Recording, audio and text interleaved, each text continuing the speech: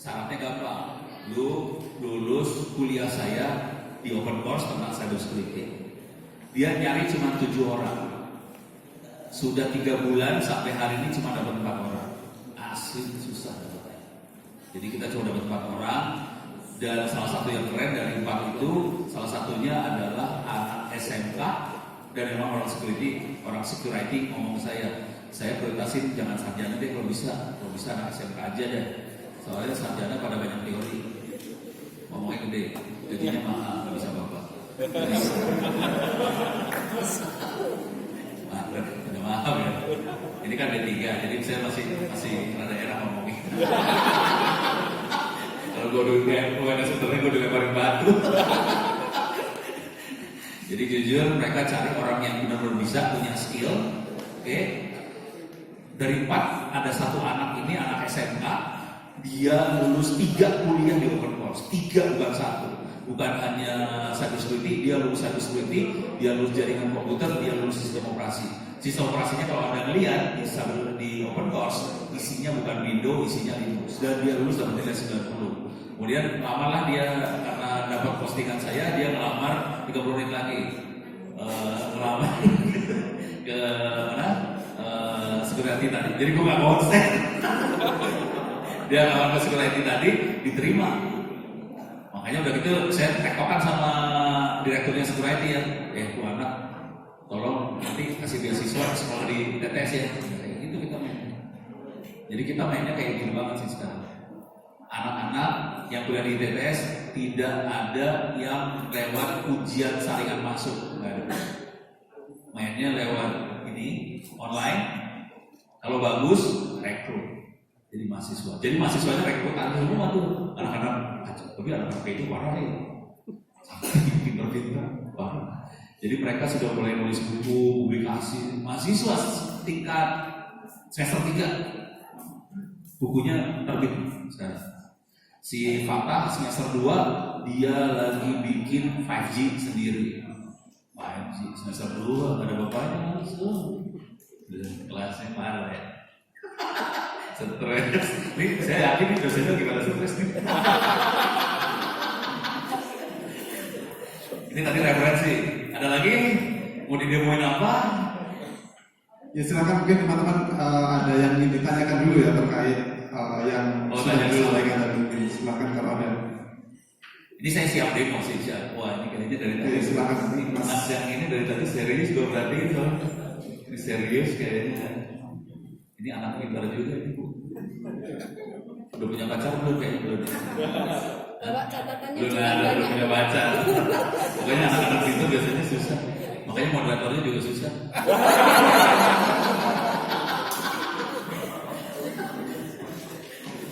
Assalamualaikum warahmatullahi wabarakatuh. Langsung, gue kenalin nama segala macam. Kenalkan, nama saya Muhammad Farhan dari Universitas Kosmopolitan Cabang Madiun, dari prodi di tingkat TIU. Oh Madiun, bukan orang sini ya? Ada 2. Oh, di Cabang ya, Pak. Ya. Pertanyaannya, kenapa sedikit sekali perguruan tinggi yang buka jurusan cybersecurity? Padahal kita perlu banyak SDM yang perlu di bidang tersebut. Dan misalnya kalau mau buka, kendalanya itu apa saja, Pak? Terima kasih. Oke. Kendala paling pertama dosennya nggak ada. Asli. Jadi dosen yang ngerti teknik hacking, saya tanya dulu deh, berapa orang di sini yang pernah lihat Kali Linux? Dosennya tahu, pernah lihat, ini dosen ini bisa. Gue tadi ngetes doang. Jadi banyak dosen. Ini mahasiswanya tahu Kali Linux kan nggak? Tahu. Oke, udah ngerti juga ya. Itu kan sistem operasi buat masuk perangkat ya. Jadi yang dosen sampai level itu nggak banyak sih. Itu masalah paling gede dosen. Kalau alat mah, maka ini udah bisa. Dan saya kasih lihat ya. Saya kasih lihat lab saya ya. Nah, jadi waktu saya ngajar, saya selalu alirannya gini. Anda kalau mau belajar nggak perlu punya lab, nggak perlu di kampus, nggak butuh lab. Jadi saya caranya pakai ini nih. Saya kasih lihat dulu aja deh. Ini pakai DNS 3. Silakan di download nih. Ini ada downloadan, dia bisa untuk berapa orang yang sudah pernah pakai GNS Street? Belum. Nah, mulai ngeblank di sini. Ada satu yang udah pakai, dua, oke, ada di sebelah sini. Ini kayaknya anak-anak yang tingkat akhir sebelah sini kayaknya ya. Kelihatan nih. Yang sini kayaknya masih muda-muda, masih lucu-lucu. Sebelah sini mulai bejat.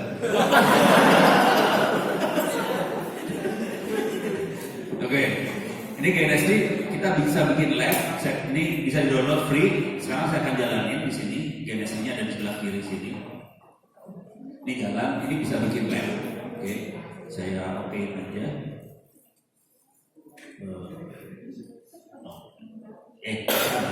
Yes. Nah, di GNSD kita bisa bikin naruh server, routernya kalau biasanya kan ajaran di SMK kan pakai paket tracer, dan itu Cisco banget. Kalau kita mau coba mikrotik nggak bisa di situ. Kalau di sini suka-suka mau Cisco, mau mikrotik, mau apa aja masuk lah, gitu ya. Ini saya kasih lihat. Ini routernya, saya klik router. Ini ada Cisco. Ini Cisco. Ini nggak bisa. Cisco 2600, 3745, 3720 ada mikrotik. Kalau mau router tinggal saya geret aja jadi router masuk. Saya butuh mikrotik geret. Saya butuh switch, saya tinggal geret. Saya butuh cloud, tinggal geret. Butuh server, kali Linux, tinggal geret. Server, tinggal geret. Jadi saya nggak kayak gitu. Konsekuensinya kita nggak perlu lagi. Kita bisa bikin sendiri, terus kita bisa oper sendiri. Ilmunya saya sengaja ditaruh di open course, free, supaya Anda tidak harus tergantung sama dosen, sama kampus, Anda bisa pintar sih. Jadi sebenarnya nggak ada masalah sih, kampusnya nggak ngasih juga apa-apa, kan tetap bisa akses ke open course ya. Jangan lupa apa tadi? Doa, itu aja. Deh, beres ya. Nah nanti kalau butuh buku, silakan kirim harddisk ke saya. Bilang ke saya gini kira-kira, Ono, saya pengen buku-buku tentang hacking sama cyber security doang. Kalau bukunya aja sekitar 500-an giga, buku doang. Kalau mau lengkap sama video-video teknik hacking segala macam bisa sampai ya 1 teraan. Tapi dengan syarat satu, jangan kasih tahu orang itu dapat dari Ono. Terus tolong kopiin teman-teman yang lain supaya semua jadi pintar, supaya bisa nge-hack ke Kak tadi. Siap. Terima kasih. Ada lagi yang lain? Ini yang nanya dapat hadiah katanya. Pertanyaan yang baik. Cuma saya tadi udah ngobrol negosiasi. Yang dapat hadiah, yang bisa nanya saya nggak bisa jawab.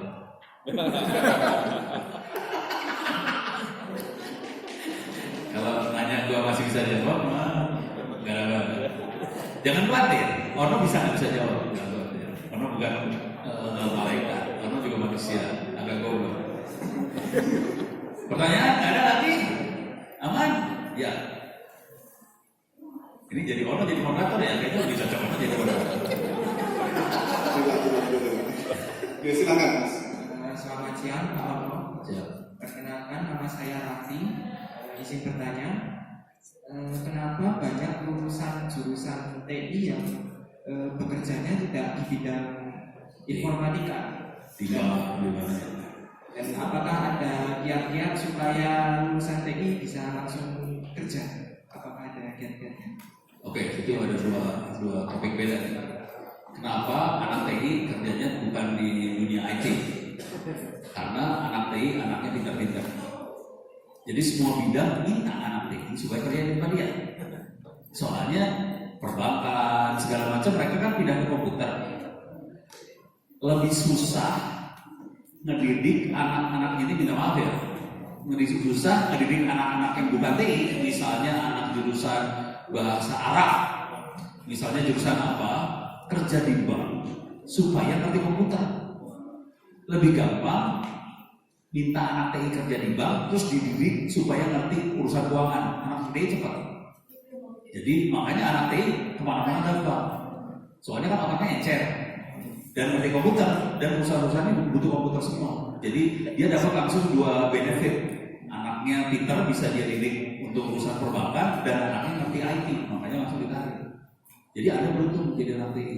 Tapi kalau saya sih sah-sah aja mau kerja di semua bidang sih, yang penting halal, lu jangan nyuri, itu aja dah. Beres ya?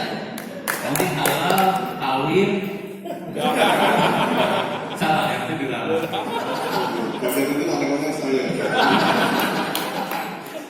Beres ya? Sekarang bahasa yang kedua. Lupa gue, tapi punya apa yang kedua? Kiat-kiat cepat kerja. Untuk anak Kiat-kiat biar cepat kerja. Oh, kiat-kiat buat cepat kerja. Ini gini. Tapi ini nasihat saya ke mahasiswa saya di kampus. Kita UMS masih beruntung, UMS kampus negeri kan, jadi masih gampang lah hidupnya. Saya kampus swasta, mahasiswanya hidupnya susah. Bayangin, ini anak-anak mahasiswa di kampus, kuliah, ujian, lulus, dapat ijazah, nyari kerja, gampang apa susah? Susah. Kampus swasta, dapat ijazah, suruh melawan UMS, suruh melawan UGM, IPB, pasti tewas. Pasti perusahaan-perusahaan ini nyari yang UMS kan, IPB, ITB, segala macam kan. Kita nggak akan dapat. Jadi taktik yang saya bikin kayak gini. Saya bilang ke anak saya kan, lu kuliah cuma dapat ijazah, mendingan nggak usah kuliah. Pasti nggak bisa kerja. Nyari kerjaan susah, kalau ijazah doang. Kita harus beda sama ITB, UI, UGM. Mereka menang dengan nama besar ITB, UI, UGM, menang modal ijazah, gampang. Lu harus lebih dari mereka. Makanya mahasiswa saya dorong buat beda. Cara bedanya gampang. Saya di kuliah, mungkin anda nggak merasakan ini ya. Di kuliah saya kan kalau mau dapat nilai kan harus ngerjain kuis UTS UAS kan ya. Nah, normal. Saya kasih jalur satu lagi. Kalau anda punya karya, punya buku atau karya software segala macam, nggak usah dikerjain di UTS UAS kuisnya. Nggak usah dikerjain, langsung nilai akan dirubah sama dosen secara manual 100. Dan itu kejadian. Mahasiswanya udah nulis buku di sana. Semester si Fatah tadi baru semester 2 naik ke semester 3. Sekarang si Grasberg semester 4 naik ke semester 5. Bukunya udah mulai masuk ke penerbit. Itu buku. Udah gitu, yang kita sering nggak tahu, dunia usaha itu sangat KKN. Kita pikir nggak ada nepotisme segala macam, bohong. Dunia usaha tuh akan rekrut orang yang dia kenal.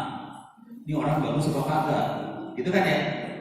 Jadi yang saya lakukan di kampus adalah saya tarik nih orang-orang dunia usaha. Kan saya punya teman banyak di industri ini, banyak ya. Ada tadi saya kasih lihat security, ada banyak banget lah. Kalau ada perhatikan, tolong perhatikan Twitter saya atau Facebook saya. Pasti sering banget saya posting ada webinar sama perusahaan ini, webinar sama perusahaan, sering banget tuh. Sengaja itu teh supaya perusahaan ini ngomong di kampus kita kan. Waktu ngomong saya kerjain dosen-dosen suruh ngomong juga. Tapi mahasiswa pada ikut semua kan. Terus mahasiswa berinteraksi lah sama perusahaan ini kan. Perusahaan ini nyari orang buat magang nih. Ngomongnya kayak gitu. Mereka nyari orang buat magang. Anak-anak saya suruh magang. Tapi dengan catatan, lu magang di sana bukan buat magang. Harus bagus kerjanya supaya nanti kalau bagus direkrut jadi pegawai. Karena mereka semua akan aktif buat rekrut pegawai tidak lewat lamaran sekarang.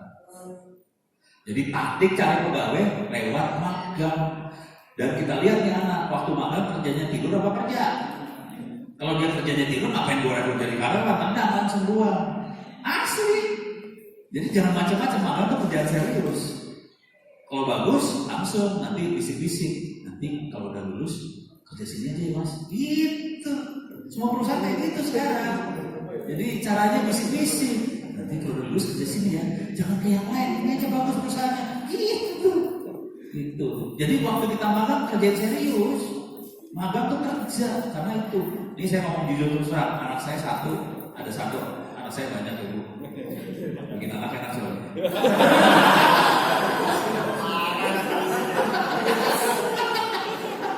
Stres. Saya punya anak. Jadi ini yang nomor berapa nih? Nomor 3. Jadi yang nomor 3, dia waktu itu dia saya udah nasihatin dia susah. Anak-anak kadang-kadang keras kepala juga sih. Dia ngambil jurusannya game karena hobinya game. Dia ngambil game di Binus. Udah saya bayarin SPP kan, Binus. Suka kalau Anda tahu game kan kerjanya ada 2 nih, animasi sama coding kan. Dia sukanya animasinya sih. Emang sekarang dia kerjanya di perusahaan animasi yang supply film ke Netflix, keren sih, cuma nyebelin aja. Gue udah kasih dia SPP buat coding, animasi tuh ada sebelnya. Dia udahlah nasib bapak. Nah, dia lulus dari Binus, lamar kerja nggak dapet, asli nggak dapet. Terus apa yang dilakukan sama dia? Karena bapaknya kemaksa turun tangan ya, anak nggak kerja. Saya suruh anaknya magang, sudah sarjana S1 magang di perusahaan, pindah-pindah beberapa perusahaan, ikut training segala macam selama 1,5 tahun, akhirnya baru dia kerja. Karena perusahaan akan melihat sih, ini orang benar bagus apa enggak. Kalau bagus ya udah kita ambil, kalau jelek buang. Sadis. Dunia swasta itu sadis sih. Kalau ada jelek buang, kalau ada bagus dicari sama semua. Jadi gimana caranya kita harus kasih lihat bahwa kita bagus. Kalau kita ngasih lihat bagus cuma dengan ijazah, buang percuma. Kalau yang paling keren adalah buku. Kalau bisa nulis buku, itu yang ngejar banyak. Asli. Karena hanya segelintir manusia yang bisa nulis buku sih sebenarnya. Tinggal nanya ke dosennya aja berapa orang nulis buku. Seru. Gitu ya Mas. Coba ya. Sip. Oke. Pertanyaan lagi lain?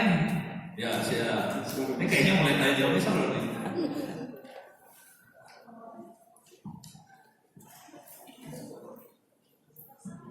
Permisi Pak, mengajukan perkenalkan nama aku Muhammad Faris Nafi dari Pendidikan Teknik Informatika Angkatan 21. Di awal pembicaraan Pak Uno kan tadi bilang sebenarnya hacker itu bisa di-tracking kan. Ya. Namun kenapa kasus kemarin yang Biorka itu ya sekelas aparat negara, cyber negara, kenapa masih bisa salah track itu Pak? Kira-kira faktor apa yang bisa membuat salah track itu Pak? Oke. Terima kasih Pak.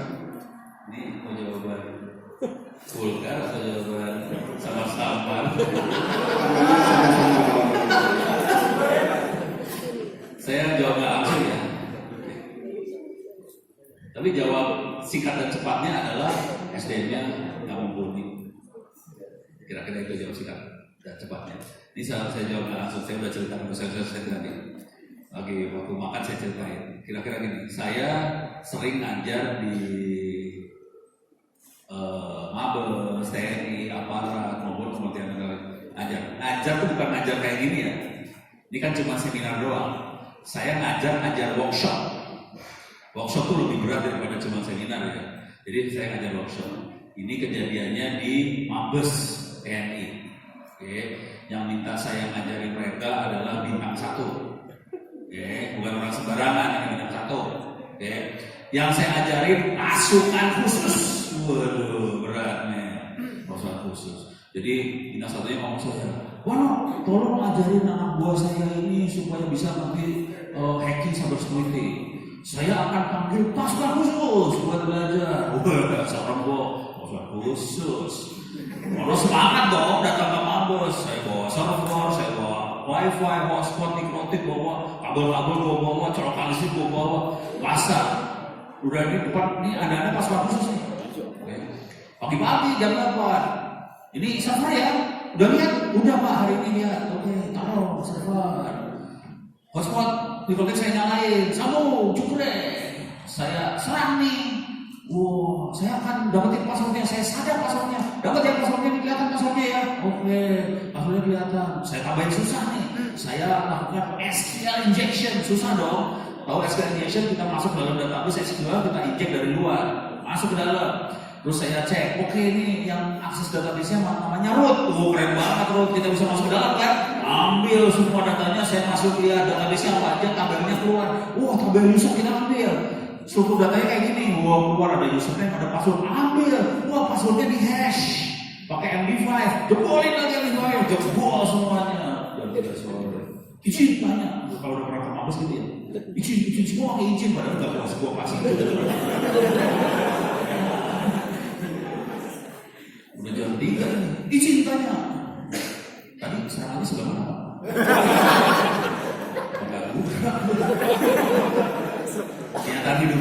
seperti itu. Yang parah lagi ini, udah saya terangin segala macam, ini udah berapa minggu kemudian, dan saya hampir setahunan waktu itu. Udah ngajarin kan? Bagus tuh kan, kalau itu sama ya.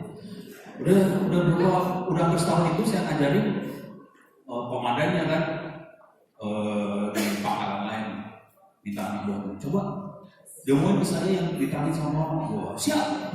Mereka siap, apa-apa siap aja. Siap. Disiapin server sama mereka. Ono nggak ada nih. Ono tahunya sesudahnya.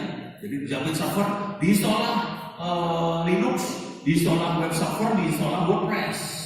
Baru, fresh. Diinstal, baru. Terus dia serang. Gak jebol.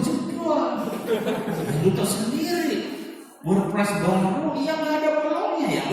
Dijebolnya nggak akan jebol. Terus, maaf komandan, nggak bisa. Ya udah. Terus lapor ke saya. Pak, ini saya siapa ini kenapa nggak jebol ya? Ya lu tahu, kan udah jebol dulu baru bisa buat jebol. Di kondisi separah itu, ini gue kasih cerita yang lebih sebelah. Waktu zaman Soeharto jatuh, udah pada gede udah.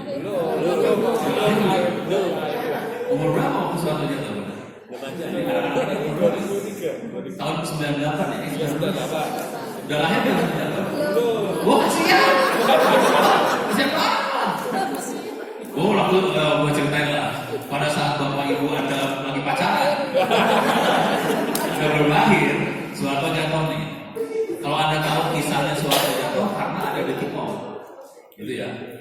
Tahu Detikcom kan? Dibacanya di mana Detikcom? Di website online ya. Tahu kan?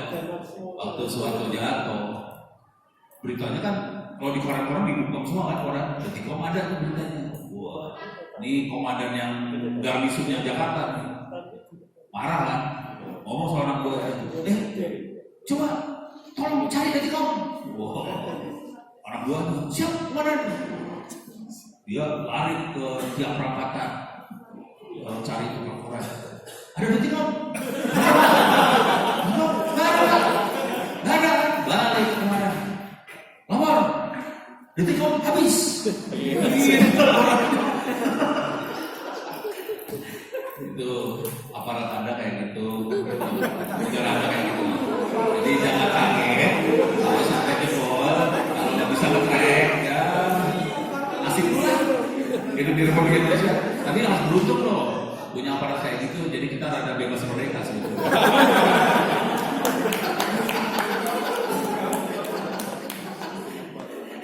Oke, sip. Sorry, saya nggak langsung jawab. Soalnya kalau saya langsung jawab, saya lagi di kantor.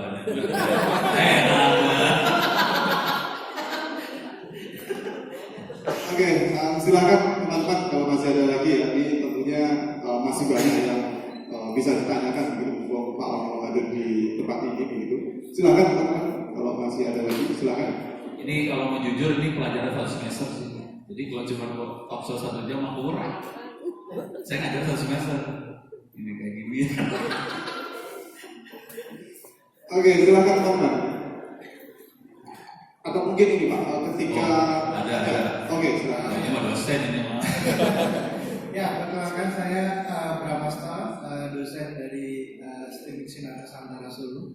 Ya, mau bertanya Pak, ini kemarin itu mengenai undang-undang PDB ya, itu perlindungan data pribadi itu, menurut Pak Ono itu dampaknya bagi industri IT atau layanan sistem informasi di Indonesia bagaimana?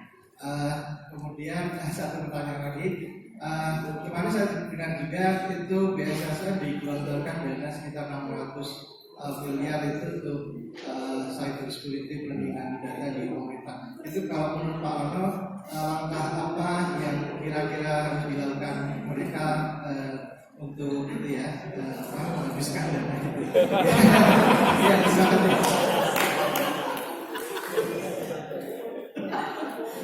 Repot gue jawabnya.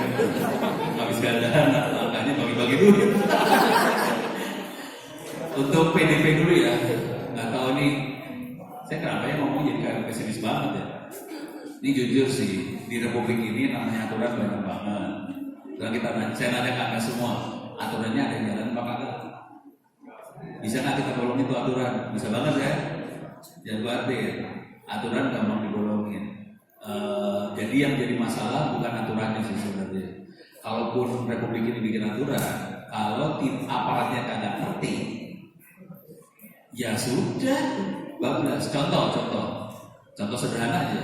Kemarin Dinas Kominfo Jawa Barat sosialisasi tentang tanda tangan digital.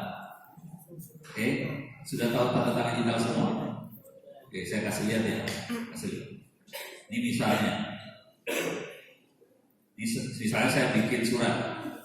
Oke, saya bikin surat. Ini sosialisasi di Kominfo Jawa Barat nih. Oke, jadi pesertanya pakai Zoom, Kominfo semua. Misalnya bikin surat kepada yang terhormat Rektor UNS, bla bla bla bla bla bla bla bla gitu ya. Terus hormat saya. Waktu itu kalau di Jawa Barat saya kepadanya Gubernur Jawa Barat. Oke, ini ada ono di sini. Kemudian saya insert tanda tangan. Tanda tangan saya masukin ya. Oke.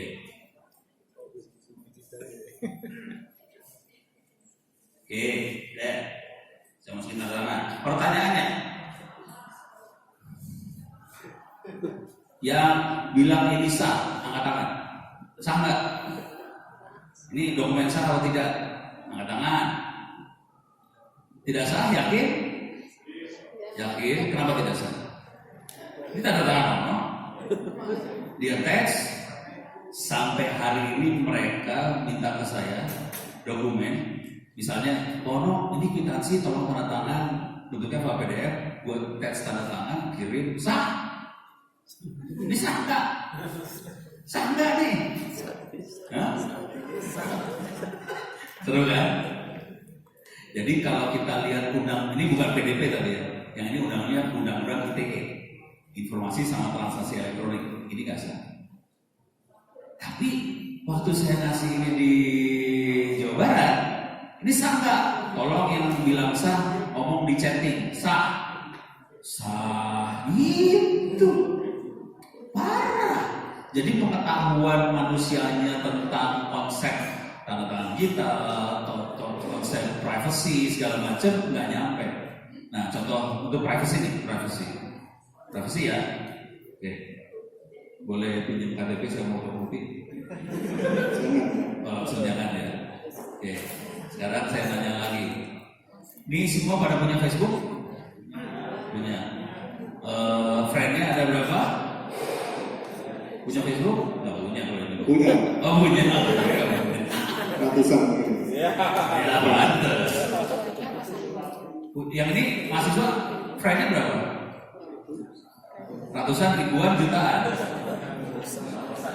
Ratusan, ribuan kali ya. Pertanyaan simpel.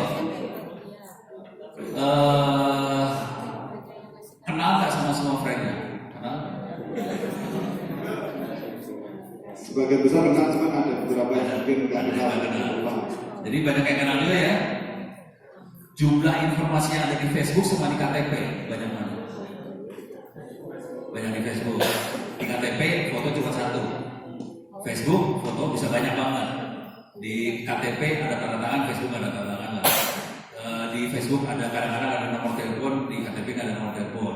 Di Facebook ada tanggal lahir, di KTP ada tanggal lahir. Di Facebook ada golongan darah, di ini ada. Tapi tadi informasi private atau bukan? Private tapi ada di Facebook ya. Parah loh. Artinya ada orang yang bukan teman, tidak kita kenal, bisa akses ke informasi pribadi yang kita taruh di Facebook. Kalau mau geblek bisa inilah untuk masalah data pribadi. Tadi saya minta KTP ya. Coba saya tulis KTP di sini. Enter. Saya kasih gambar KTP. Langsung dapat KTP semua aja. Lo mau bikin perlindungan data pribadi, ini KTP udah terbuka. Marah. Ini KTP. Coba kita cari kartu keluarga. Sama aja ini mah. Keluarga. Kebuka ya? Kebuka. Mau lebih gila lagi? Kartu anggota TNI. Anggota TNI. Jangan khawatir, bukan ini transparan banget nih. Oke, jadi kartu-kartu pada kebuka semua nih. Lu Polri apa kebuka semua.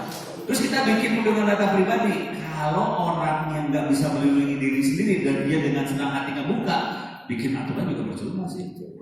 Jebol aja udah, orang yang udah jebol. Terus bayangin, nih misalnya kita cari yang ada foto orang, ini ada foto. Kalau KTP ada foto orang yang paling enak nih. Jadi KTP ada foto orangnya, terus kita pakai foto tadi buat pinjol. Bagus. Kejadian itu jangan khawatir. Akhirnya orang dikejar-kejar sama pinjol dan data kita kan banyak di Facebook. Nomor teleponnya, alamatnya lengkap semua, benar semua. Jadi dikejar pinjol gampang. Kejadiannya yang lebih parah tadi urusan Facebook. Kasusnya yang benar-benar kasus beneran ya. Mahasiswi, lagi-lagi minta maaf, kaum wanita, mahasiswi binus. Kalau anak-anak seumuran kayak gini kan pengen eksis kan? Ada teman approve, semua di approve. Udah gitu, dia bisa akses ke informasi pribadi tadi kan? Download itu semua, diambil, bikin blog, isinya foto-foto. Tahu sendiri lah, kalau mahasiswi binus kan nggak kayak UNS, kalau sini kan kayak jilbab ya. Bayangin anak binus, mahasiswi binus jalan-jalan ke Pantai Kuta di Bali. Tentunya kostumnya nggak seperti jilbab kayak gini kan? Untuk Bali mahasiswi binus kostumnya lebih hot kan? Taruh di foto, taruh di Facebook, diambil, taruh di blog. Pertanyaannya, orang tahu nggak bahwa yang bikin blog ini bukan si mahasiswi? Gak tahu, semuanya kayak begini mahasiswi kan. Udah kita tinggal tambahin satu kalimat lah, asli kejadian ditambahin satu kalimat tarif. Itu ordernya jam dari bloknya naik sampai telepon nyala. Mbak, malam ini bisa nggak Mbak? Mampus, asli. Jadi PDP bukan masalah undang-undang sih sebenarnya. Jadi harus kita pinterin rakyat ini supaya ngerti untuk bela diri di internet seperti apa. Jangan sembarangan apa-apa di-upload. Itu terus jangan percaya sama orang-orang seperti Ono gitu kan. Jangan banget soalnya. Itu sih kira-kira jawabnya. Tadi pertanyaan udah Yang kedua nih Pak terkait